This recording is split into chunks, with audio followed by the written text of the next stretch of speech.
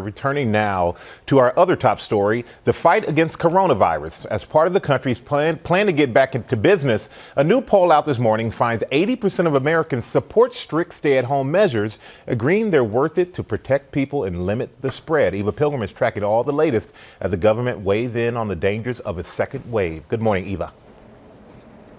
Good morning, Michael. It doesn't matter where you live. Everyone is feeling the effects of this virus. Lines at food banks like this one all across the country are long. This as the debate about what to do next heats up.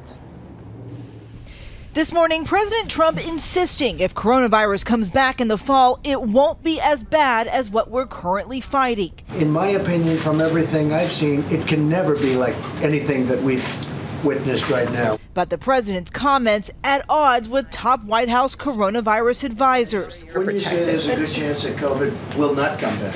We don't know. We will have coronavirus in the fall. The president also trying to walk back the head of the CDC's warning about a second wave of the virus next fall, claiming it was fake news. Totally misquoted. I spoke to him. He said it was ridiculous. He was talking about the flu and corona coming together at the same time. Bringing Redfield to the podium to clarify. I didn't say that this was going to be worse. I said it was going to be more difficult and potentially complicated because we'll have flu and coronavirus circulating at the same time. But Redfield asked directly if he was misquoted. I'm sorry, but that quote that I just read was accurate, right, sir? I'm accurately quoted in the Washington Post as difficult. But the headline was inappropriate. This as authorities are investigating if the coronavirus was here in the U.S. earlier than initially reported. Authorities determining 2 people in Santa Clara, California died weeks before the first reported American death in late February. Family members tell the LA Times that 57-year-old Patricia Dowd became unusually sick in late January with flu-like symptoms, but then seemed to be doing better. She was working from home when her daughter found her dead on February 6th.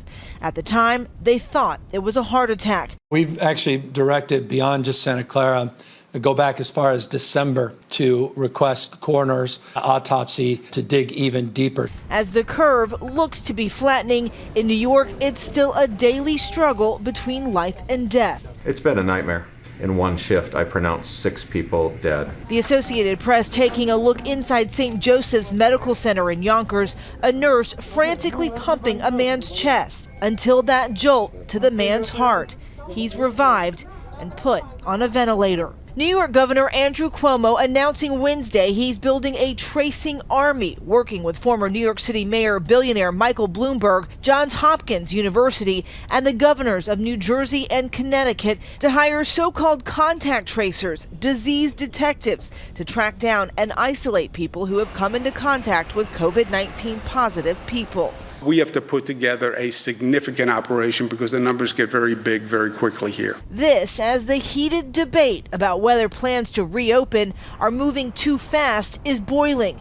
In Georgia, Governor Brian Kemp is standing by his decision to open places like gyms, tattoo parlors, and bowling alleys tomorrow. If people don't want to go, Martha, they don't have to. A decision that President Trump disagrees with. Meanwhile, California's Governor Gavin Newsom firmly closing the door on reopening large sectors of the economy. The shutdowns hitting businesses and families hard. Record unemployment claims, lines growing for assistance. The airport in Pittsburgh hosting a food drive. Food bank officials say they gave out more than 40,000 pounds of food to more than 800 families. We know people are struggling. More than 4.4 million applied for unemployment in the last week. That brings the total in the last 5 weeks to more than 26 million out of work. George? Yeah, that bad news comes every week. Okay, Eva, thanks very much. Well, hey there, GMA fans. Robin Roberts here. Thanks for checking out our YouTube channel. Lots of great stuff here. So go on, click the subscribe button right over here to get more of awesome videos and content from GMA every day, anytime. We thank you for watching, and we'll see you in the morning on GMA.